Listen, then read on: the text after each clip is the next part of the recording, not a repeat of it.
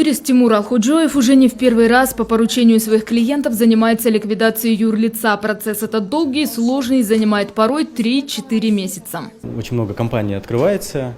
Вот, если какие-то проекты не получились, то, соответственно, нужно закрывать эти компании. Но процесс ликвидации он очень тяжелый, потому что требуется в налоговых органах закрыть, расчетные счета закрыть, отправлять уведомления в Минюст. Эта процедура очень долгая, там 3-4 месяца занимает.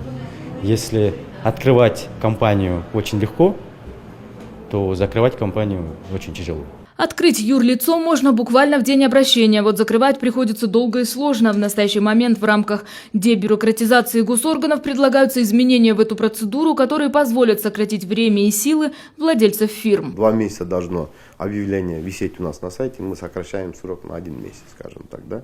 Кроме того, у нас были проблемы, например, если учредителями в одном юридическом лице является там более одного, на сегодняшний день, вот, если один из них, вот, оставшийся учредитель, обратится в орган юстиции, мы направляем соответствующий госоргану по задолженностям, и если нет никаких задолженностей, то мы через суд берем и ликвидируем эти юрлица. В Кыргызстане зарегистрировано более 183 тысяч юрлиц, и большая их часть не работает. Кроме того, бывает так, что на одного человека зарегистрировано несколько фирм. Предлагается проверка актуальности и работы этих фирм и ликвидация фирм-однодневок. Если на одного гражданина более 10 юридических лиц оформлено, мы направляем соответствующее письмо налогового органа.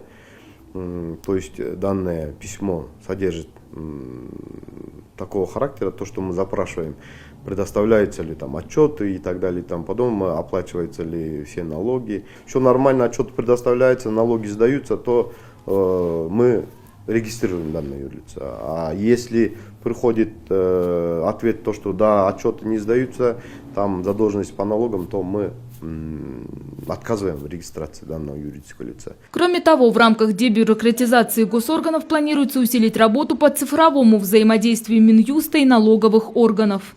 Взаимодействие именно Министерства юстиции и Государственной налоговой службы будет более регламентирован и будет описаны сроки предоставления уведомлений в 2 стороны. Естественно, этот процесс будет оцифровываться. Он будет производиться путем электронного взаимодействия 2 государственных органов на основании уведомлений. И внутри государственной налоговой службы этот процесс он тоже будет оцифрован. Что касается предпринимателей, то они полностью поддерживают такие изменения. В целом всю инициативу по дебюрократизации, безусловно, бизнес поддерживает. Мы сами вовлечены в этот процесс, дали уже ряд рекомендаций. Из них как раз таки вот принцип молчания, знак согласия со стороны налогового органа.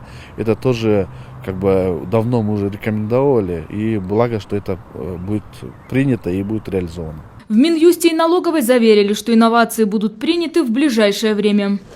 Елена Ткаченко, Бигджан Туктусунов, Ала-То 24.